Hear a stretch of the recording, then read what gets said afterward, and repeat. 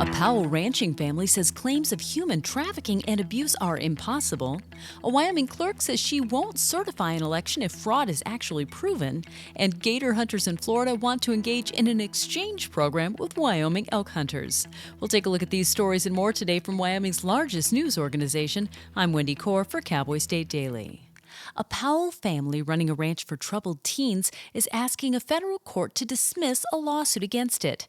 Andrew Lewis and Andrew Unruh allege in an October 2023 lawsuit that the Schneider family and the Triangle Cross Ranch broke federal regulations by forcing slave-like work on them and trafficking them for their labor. But Cowboy State Daily's Claire McFarland reports that in a Friday filing, the Schneider family said the men have failed to link their accusations of child labor and human trafficking to any actual events.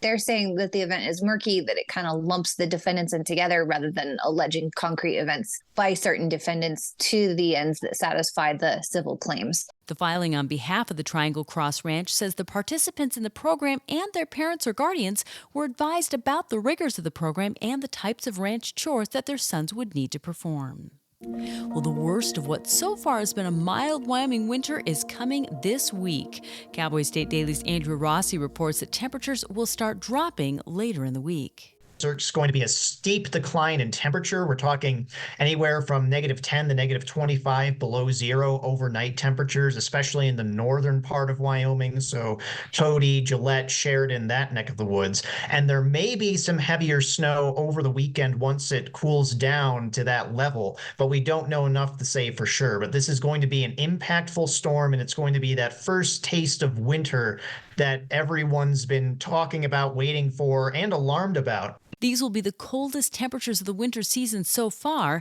There could be a decent amount of snow, but there will be dangerous sub-zero temperatures.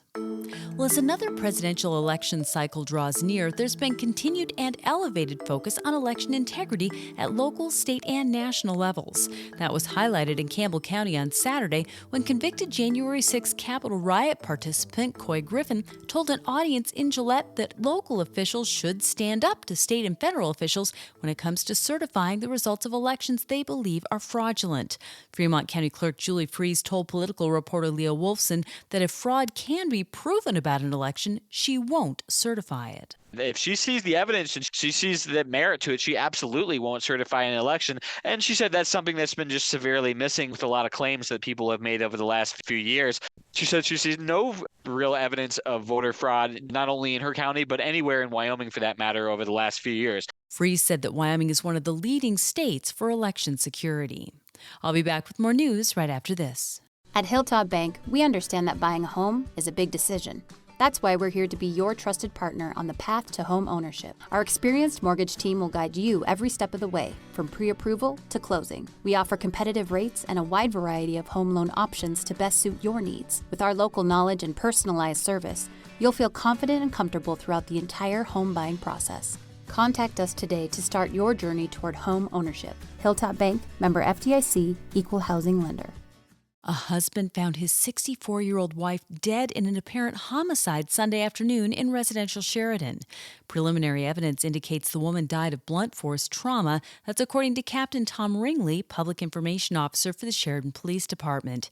Authorities have identified a suspect, and according to authorities, that person is not at large and not yet charged with a crime. Ringley said he couldn't elaborate on that statement yet because it could compromise the integrity of the investigation. And the swamps of Florida, where alligators weighing up to a half-ton lurk, are about as far away as one can get from the high plains, red desert, and mountains of Wyoming, where hunters pursue elk. But Outdoors reporter Mark Hines said a Florida-based outdoorsman group is hoping to link the two states and the pursuits of elk hunting and gator hunting. They have this idea, say, hey, hunters from Wyoming who'd like to help out these veterans and first responders, if you will mentor us in elk hunting, how to go through the whole process of hunting and butchering elk. We, in turn, if you would like to come to Florida and get a gator tag, we will walk you through hunting alligators. Tin Can Inc., or Christian Adventure Network, has connections in other states and would like to start building a network in Wyoming.